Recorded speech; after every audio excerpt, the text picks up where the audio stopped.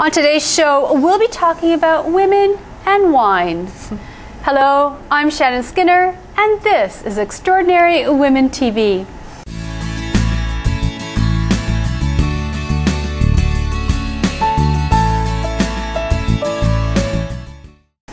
My first guest today is winemaker Sarah Liberatore. She is the founder of Stiletto Wine. Young entrepreneur, has quite an inspiring story to share. But before you meet her, later in the segment, before we take a break, I'll have my regular Good to Know Minute when I ask my guests for their top success tip. You're going to hear Sarah's. In the second half of the show, we'll be talking about making rash decisions. So stay with us. Well, hello, Sarah. Hello, thank you so much for having me. Oh, it's such a pleasure having you here today. Wine, one of my very favorite topics. Oh, yes. And it's quite a social topic, isn't it? I mean, there's not much more social than getting together with friends and family over wine. Oh, yeah, of course. Wine has such an amazing, just socializing, chatting over it. So it's a really fun industry to be in. Now, you're a young entrepreneur. And just for the record, I mean, you're 24 years old. You just graduated a couple of years ago. Yep, 2 years ago. Yeah, it'll be 2 years ago. I can't believe it. Time flies. And you had this great idea. Now, but what did you study at school? I was in the commerce program at Ryerson University, and I was a marketing management major. And so I graduated in 2010, although it feels a lot longer. And yeah, so I graduated from Ryerson, and it was a great experience. So what gave you this idea that you wanted to go into business to begin with? I always knew that I wanted to have my own company and I wanted to do something great, but I really didn't know what that would be. So I decided, let me enroll in a commerce program and see and just try different things and take different courses. And I realized that marketing was something that I really wanted to do. Some sort of, but a creative aspect as well. And so that's what I wanted, to be creative, but at the same time too have that business and have those business tools in place. So it's combining creative and marketing skills. Your family, they're entrepreneurs as well? Yes, I grew up in the food industry. So again, growing up with a family business, I'm sure definitely had something to do with it. Just a little bit, maybe? Just a little bit. But yeah, so growing up and being, really small and still seeing what my parents and what my grandfather actually was doing as well, because our family business was started by my grandfather. In Italy or? In Toronto in 1975. Okay. Yeah, he opened up a small little shop that still exists today, and we've expanded it. So I grew up with that, and then also, again, there was food, but obviously we needed some kind of other component, and wine would be perfect. So it's a perfect marriage now of food and wine. So yeah. Now you're Italian. Yes, yeah. So my family comes from central Italy, from the Abruzzo region, and my mother's from the north. So yeah. So we are Italian family, and then of course we live in Toronto now. Now the name of your winery is Stiletto Wine. And before we talk about the detail of the company itself, congratulations on your recent award. Oh, thank you so much. Yes. So it's the top 30 under 30 innovators by the Ontario Hostillery Institute? Yep, correct. Right? Yeah, so I won that award and received it about a month ago, I would say. And so I was really honored to receive it, because there's so much talent, and so to be considered one of those 30 was an honor. I was really thrilled. I wasn't expecting it, actually, but I was really, really happy. Now, you had this idea. Yes. For Stiletto Wines, and before it crystallized into Stiletto Wines, how did it come to be? It really all started when I went to Italy, and I attended a wine show there in Verona, and I met all these wonderful people, and I saw the culture of wine in Europe, and again, being European and growing up with that, I just thought it would be something so fun to bring here. But as you know, that we have so many products here, so I wanted something that would embody Italy's best assets, which are its wine and its fashion, and I thought to myself, why not find something or create something that had that. And so that's really where it started. And also I discovered that 80% of total wine sales were made by women. So I thought more of a reason to do something like this, which 80% is really significant. It's something that I found shocking. So well, I was fantastic. so surprised by it. Yeah, it's a nice surprise, isn't it? Oh, you know what? It was. I thought, oh my gosh, someone has to do something about this. Me or someone, but somebody. So yeah. So you went to Italy. Yep. So I went to Italy. So at the Vinitaly at the wine show, and I really didn't find anything that I liked. So then that's when I started thinking to myself, okay, I have to put something together. Let's think about this. And so, just sitting at home one night, and sipping on another wine, I thought, okay, what do we, what does Italy offer? Or what have we done? So Salvatore Ferragamo invented the first stiletto. So I thought, okay, well, I can use that. He's an Italian. And then I said, well, okay, let's see. But and just incorporating different aspects into the brand. And so it really does embody Italy's best asset. So it's just, again, fine wine and then a fine package. And so, but why women? I mean, it was a woman there that had yeah. So and then I met a wonderful woman, Barbara. She's one of Italy's top winemakers, and so there are so few females in the industry, and so of course, walking into a room where you see all these wine producers and whatnot, I mean, you could literally just count the women in the room. And so I went over to her and we chatted, and I shared my ideas, and she thought, oh my gosh, this is amazing. I would love to be part of something like this. And that's really where it all started. But I've also grown up with amazing women in my life as well, and so I've always wanted to give back in some way, could be a charity or working with women or both. So it's always just been something that I've grown up with, and I've always, no matter what, for the rest of my life, is something that I want to do. So in this process, I mean, you learned about making wine, obviously. Yes. Of course, Barbara had studied winemaking in Italy is about 5 years to become an enologist. So of course, working by her side, I wouldn't have been able to do it without her help and guidance and know-how. So we started working together, and we put together 6 different wines actually, and I took them all back with me to Toronto, and with the LCBO, of course. The government-run agency throughout Ontario, everything must go through them. And so we tried all 6 wines, and we went from there. And so, of course, our taste profiles are different than, let's say, the average European. So we really had to really target what wines we would have, varietals, price points, and so on and so forth, and pair that with what the LCBO was looking for, and still looks for.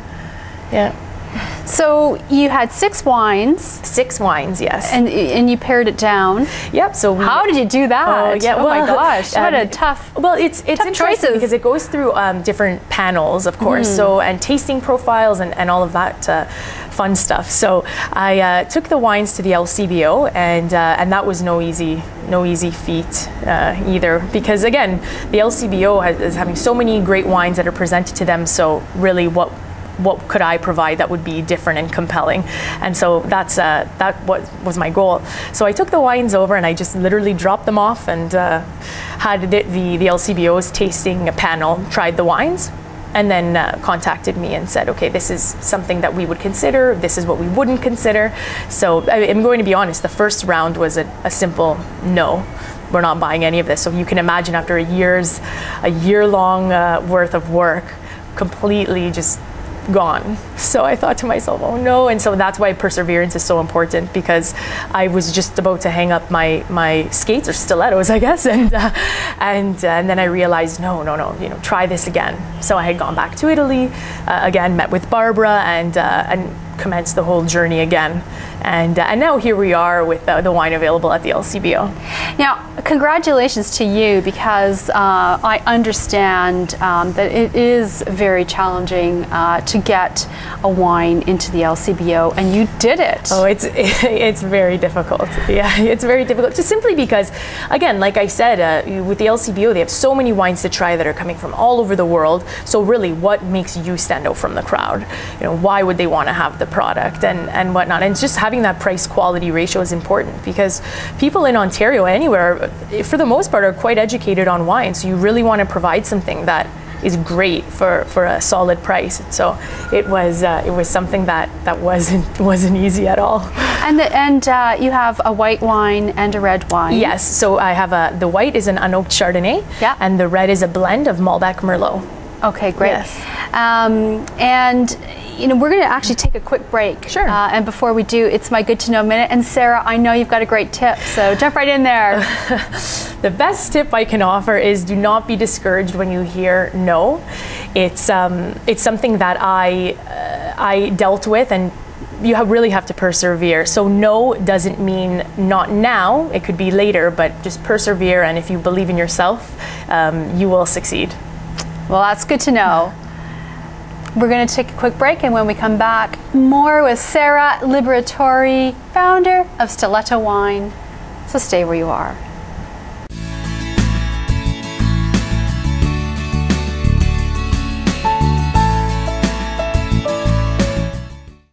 Hello, welcome back to the show. I'm Shannon Skinner, and I'm speaking with winemaker Sarah Liberatore, a young entrepreneur, recently won the 30 Under 30 Innovators Award here in Ontario. So it's great having you here. Yes, thank you. Now, I love this concept, this wine marketed especially for women, but for younger women. I mean, your target market is younger women. It is younger women, but I've been finding some women, let's say, outside of that target really liking the wine as well. So it's nice to see so many different women of different age groups and different places in their life all enjoying the wine. So, and I'm not going to tell you whether I'm in the age group or not, but I love wine. Yeah, well, that's all that matters. That's all that matters. So it's nice. It really is a celebration of women, and like I said, there's been so many women of different ages that have been drinking the wine. It was so cute, actually. I saw an older woman, probably in her 70s, at the LCBO picking up a bottle. So it was really sweet to see that. Now, I know you've got a bottle here in your hand. Yes.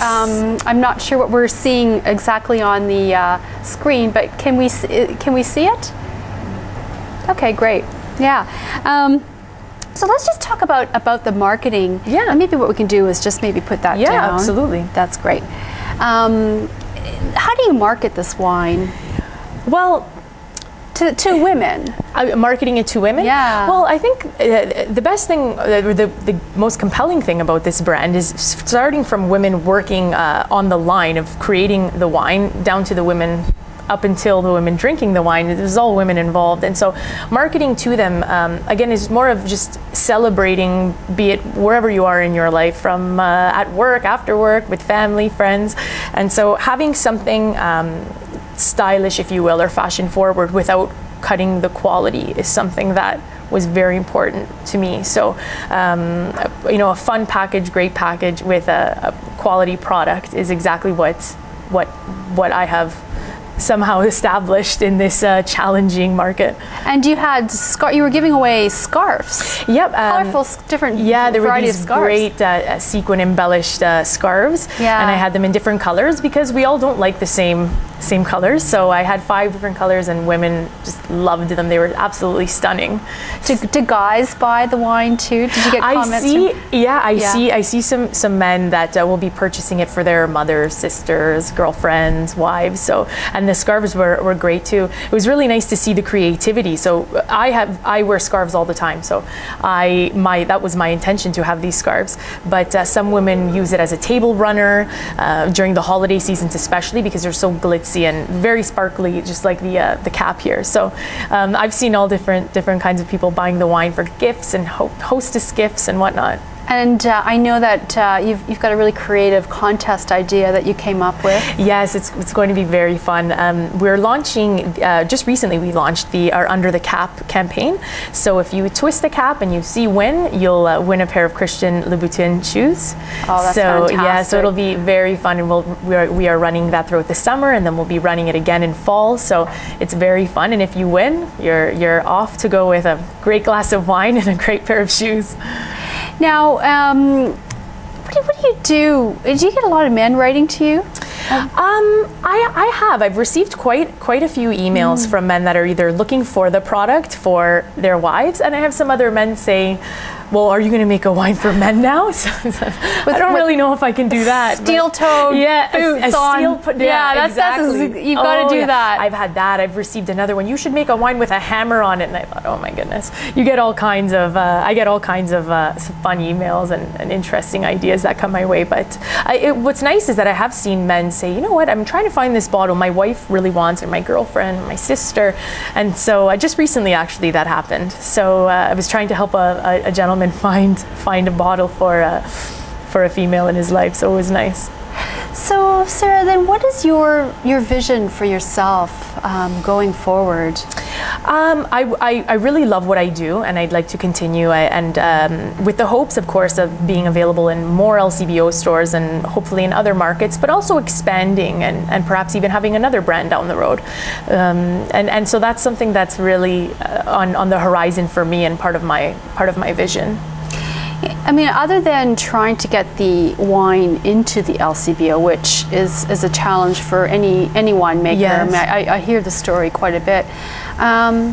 What other great challenges have you had? Significant challenges in launching this brand to make it a success? Yeah, I would have to say, aside from the challenges that come along with the LCBO, it's also been conveying to the average customer that the wine itself it's more serious than the packaging conveys, and so that's been a challenge in itself, because usually, and I can't blame the average consumer, sometimes there are these large marketing companies are just trying to push a product down someone's throat, so to speak. So this product is real, and so that's been quite a challenge, communicating that it's a real brand with real women at the winery, and I'm a real human being. So many people have said, oh, does Sarah really exist, or did she really do that, or it's so funny the things that you hear. And so conveying the seriousness has been really challenging for me. And again, I'm like,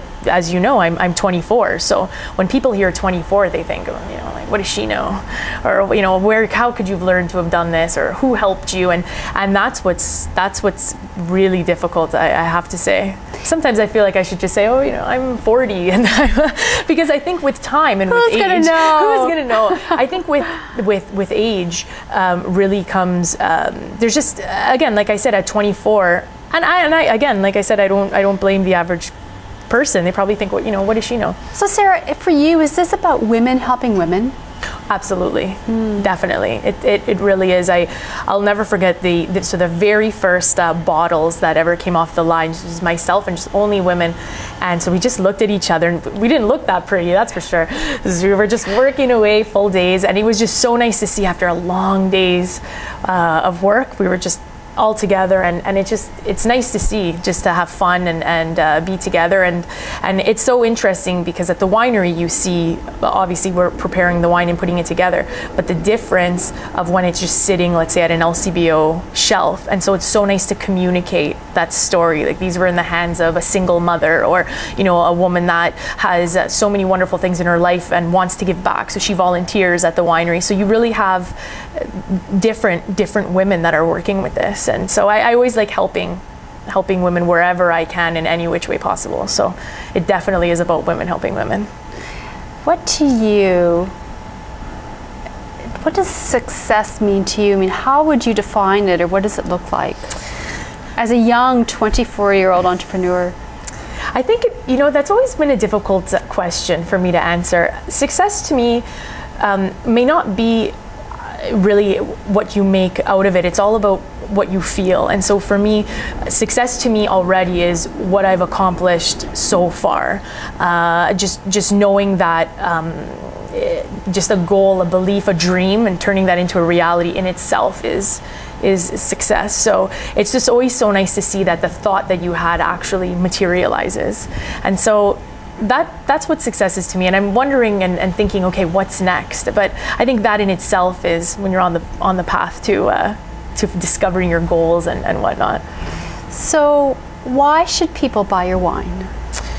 Well, I think it's definitely worth a product to try and learn about the story. And if anything, if not for anything else, aside from enjoying wine, you are helping a group of women who are working, but again supporting a great cause. And we hope in a year from now I can give back to more charities and more groups. And again, just if you want to celebrate and just celebrate that whole notion of women helping women, it's probably one of the few brands that really lives by that. Now, I know that you are involved in an event coming up, the Ignite and Connect event, yes. hosted by Positive Fabulous Women, yeah. Which, of course, Extraordinary Women TV is a proud media partner of. Yeah. And so maybe you can just talk quickly about your involvement with... Yeah, well, so the Stiletto Red and White will be served at the event. And so we'll just be having some little taste tests of the wine and sharing the Stiletto, well, we call it the Sarah Stiletto story. So we'll be sharing that and talking about all the Positive Fabulous Women at the winery and sharing it with Positive Fabulous Women. So we will be sampling it and chatting, networking, and pairing it with some nice food. So it'll be a great evening. Well, Sarah, I am really looking forward to seeing you at that event, and I thank you for coming on the show today, sharing your story, and your inspired wine. So anyway, good luck to you. Thank you so much. Thank you so much for having me. Thank you. Well, we're going to take a quick break, and when we come back, you're going to meet Rashmi Biswas. Will be talking about her book, Rash Decisions. And of course, if you want to find out more about Sarah and Stiletto Wines, you can visit her episode page at extraordinarywomentv.com. You'll find this interview and more information about her there. So anyway, we're going to take a break and stay where you are. And when you come back, we'll be talking about Rash Decisions.